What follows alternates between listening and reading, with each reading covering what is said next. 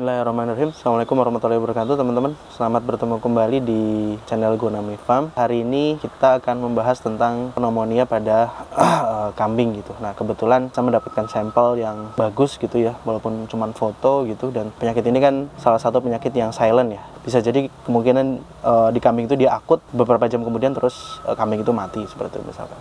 Pneumonia dibagi dua ya, ada pneumonia yang akut, ada juga yang kebanyakan dia kronis gitu kan. Nah, penyebabnya macam-macam. Kalau misalkan di kandang itu ya, yang pertama adalah desain kandang yang kurang pas, yang kurang tepat, sehingga sirkulasi udara yang kurang bagus, pengap, lembab, terus kemudian juga antara lantai kandang dengan tanah yang kurang tinggi seperti itu, sehingga terpapar amonia yang terus-menerus. Terus kemudian juga pakan yang terlalu tinggi protein, sehingga menghasilkan amonia yang tinggi dan kambing itu terpapar terus-menerus dengan waktu yang lama. Terus kemudian juga bentuk atap kandang yang dia tidak monitor, tidak ada celah, sehingga amonia itu ya hanya naik, mentok, terus kemudian turun lagi, terus kemudian terhisap sama si kambing gitu ya. Secara ciri-ciri, yang pertama kalau misalkan kita ukur dengan termometer, demam, terus kemudian juga batuk yang terus-menerus, terus kemudian seperti pilek, jadi dia meler terus kemudian juga badannya kurus sekali, terus juga menunduk,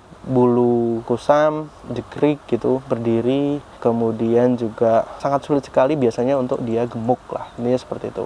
Sudah diapa-apakan saja biasanya ketika dia sudah kronis, sudah sangat sulit sekali. Nah, terus kemudian juga diikuti biasanya dengan diare yang kronis. Itu ciri-cirinya. Nah, terus kemudian kira-kira kalau misalkan di nekropsi atau kalau misalkan setelah mati gitu, terus kemudian kita buka, nah kita akan melihat paru-parunya yang akan ada gumpalan-gumpalan hitam yang cukup banyak ya, nodul-nodul hitamnya. Terus kemudian juga biasanya sampai benar-benar kalau misalkan dia kronis sampai benar-benar bernanah, mengeluarkan nanah. Jaringannya seperti rata-rata seperti mengkeju lah, seperti itu. Kadang juga paru-parunya sudah mengecil dan menempel pada rongga dada, biasanya seperti itu.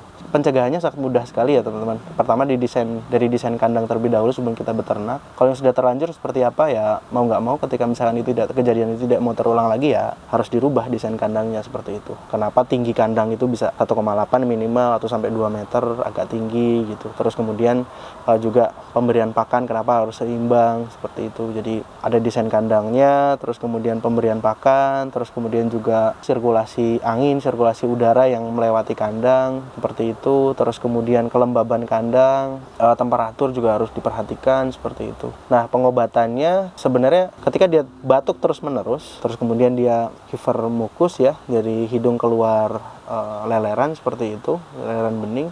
Itu sudah ditandakan dengan dia sudah terkena pneumonia. Nah, obatnya adalah anti radang yang long acting kalau bisa ya. Terus kemudian pakai juga antibiotik seperti itu. Mungkin itu yang bisa saya share hari ini. Jangan lupa like dan subscribe. Kita ketemu di video selanjutnya. Assalamualaikum warahmatullahi wabarakatuh.